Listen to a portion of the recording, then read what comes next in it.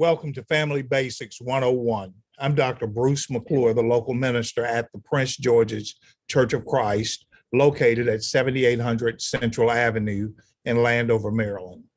Today, celebrated especially around these United States, today is acknowledged as Valentine's Day. It's a day that acknowledges love, appreciation, the seriousness of relationships. And I'd like to do a series of lessons this week about understanding love language. Today, we'll simply spend some time defining love. According to Dr. Gary Chapman in his book, The 5 Love Languages, the emphasis is on the way an individual receives love from others instead of how an individual gives love to others. And there's a major distinction. There's a tendency for us to give love the way we want love, especially around Valentine's Day.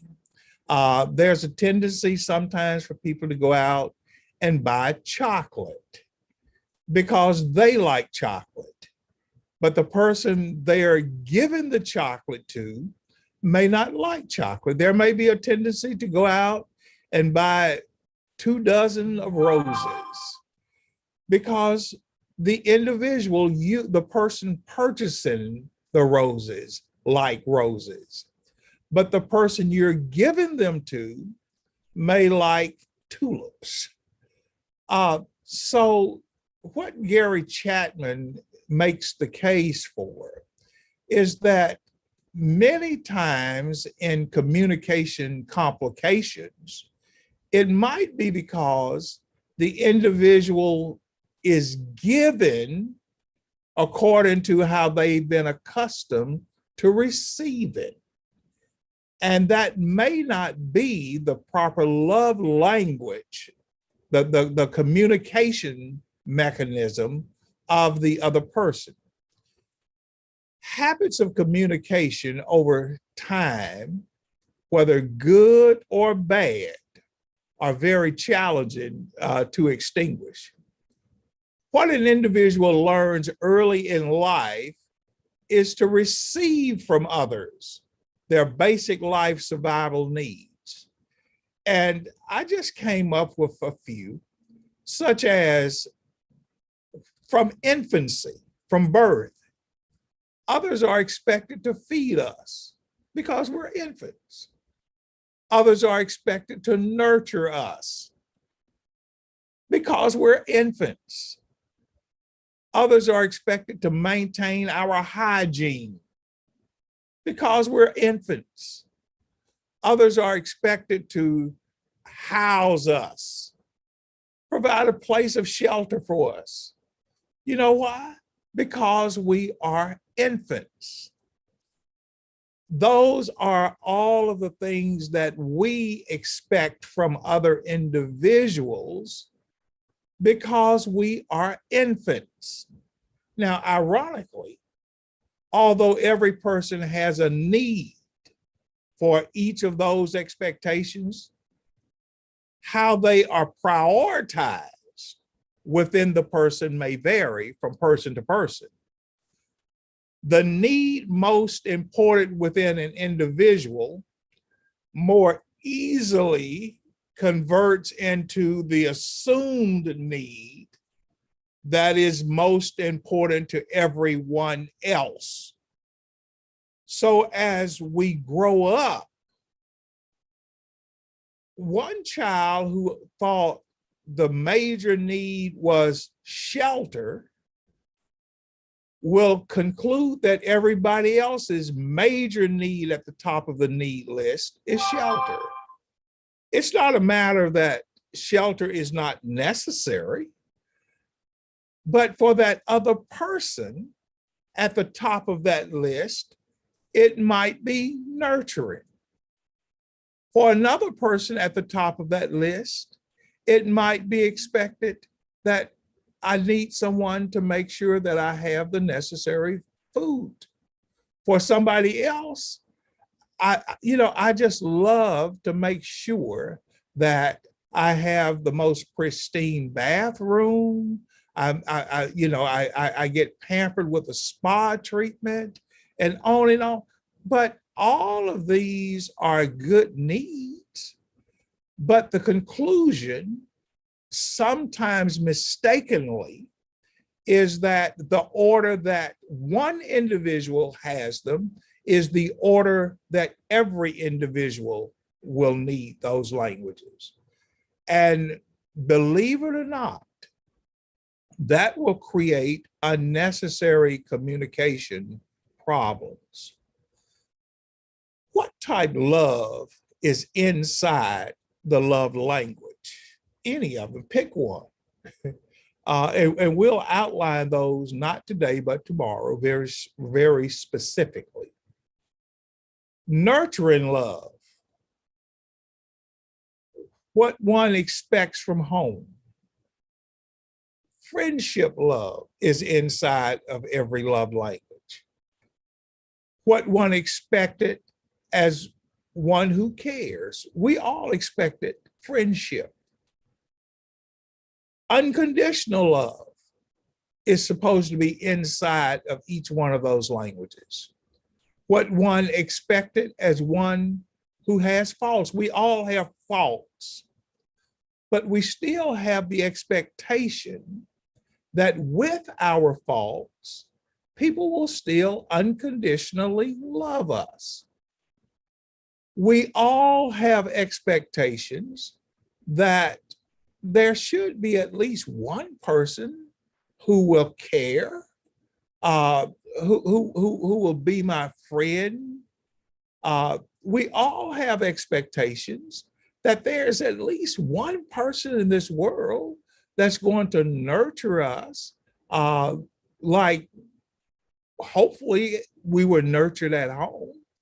So regardless of what that love language is, there is the expectation that within that language, there is a level of love that's being conveyed to the recipients. See, we can have others feed us and could care less about us. We can have other people to provide housing for us and they could care less about us, or provide for nurturing, but they could care less.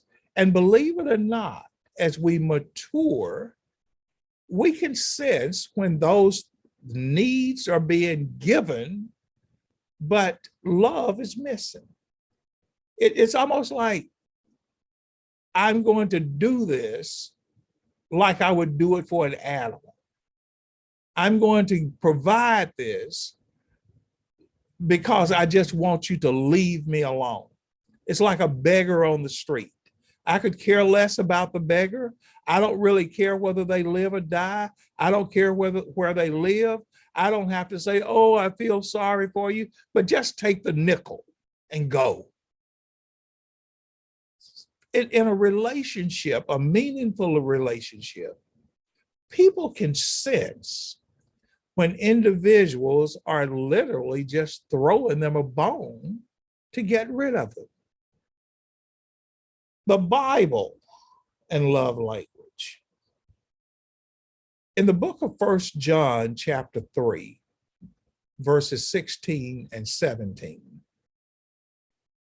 hereby perceive we the love of God, because he laid down his life for us. And we ought to lay down our lives for the brethren. But whosoever it is that hath this world's goods and see his brother have need and shut up his bowels of compassion for him, how dwells the love of God in him? See, John is an older man. He's lived a good life, a long life, a life in Christ. And now he's writing as a testimony.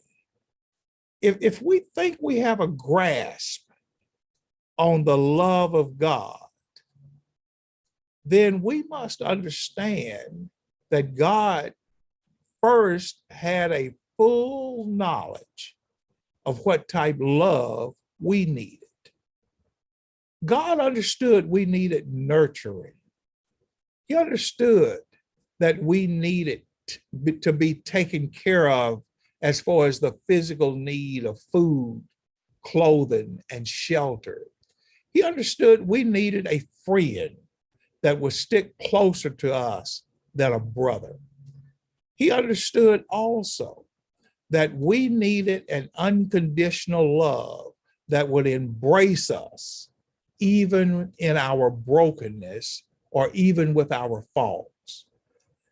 In the book of 1 John chapter 5, verse number 3, for this is the love of God, that we keep his commandments, and his commandments are not grievous.